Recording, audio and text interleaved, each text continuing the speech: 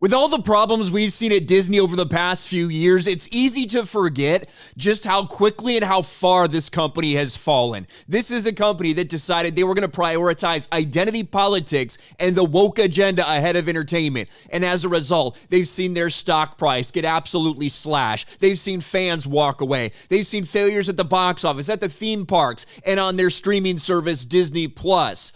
And all it takes on the 100th anniversary, no less, is a very short 5-10 minute reminder to people of just how bad it's gotten. The Once Upon a Studio short that Disney debuted yesterday on the 100th anniversary of this company really was a reminder to everybody of how far this company has fallen. Here it is, the full resolution Once Upon a Studio 100th anniversary portrait. And this was a short that I think they debuted on ABC last night, now is available on their streaming service, all this stuff. It's just like a 5-10 minute snippet with a bunch of different characters, 500 different characters from different forms of animation over the last 100 years of Disney.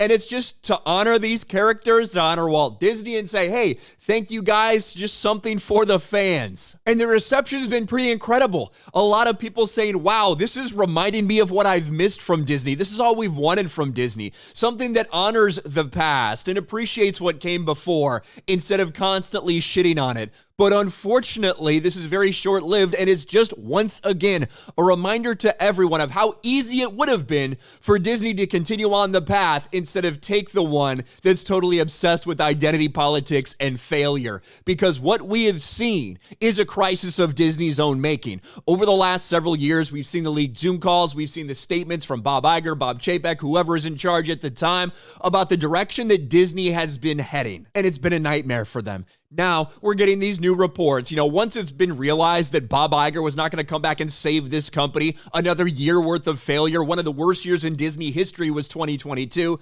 2023 has been just as bad. And now we're hearing that Bob Iger's just so overwhelmed and overworked with everything he has to do to try to save this failing company. We've seen them raise prices once again on the theme parks that they can't convince anybody to actually go and visit. We see people, even people that love Disney, complaining that they can't afford to take their families on these vacations anymore. The question has now been asked for a long time by fans, and now even the mainstream media is getting on board and has asked the question lately, is Disney failing? The answer is absolutely it is, and it has been. When you're looking at billions of dollars worth of losses on streaming, billions worth of losses at the box office, and theme parks, you're a cash cow, which are struggling to attract anyone and are being forced to jack their prices up because they can't get people to go, so they're trying to make more money off the people that will still continue to be there. It is a failing brand. And contrary to the message that gets sent by its Once Upon a Studio, it's nice, cute Once Upon a Studio animation that honors so much about what came before in Disney, that's not the path that they've set forward. That's why this is such an interesting reminder to people of how easy it is to keep fans happy and give fans what they want when it comes to Disney, when it comes to old school and new school fans. But instead, what are they doing? Their newest projects have Walt Disney rolling over in his grave, according to the son of the original Snow White director. So it's nice to put out a 5 or 10 minute short Once Upon a Studio honoring the 100+ years of Disney and everything that the fans love and everything that Walt Disney loved about giving this and rewarding people with his happiness. But unfortunately, they're not doing that in their actual day-to-day business practices. It's been the opposite. They have destroyed this company, and like so many people have said, Walt would probably be ashamed to see some of the things that they're doing right now and the way they've treated some of these properties, regardless of how many little 5-minute shorts you put out.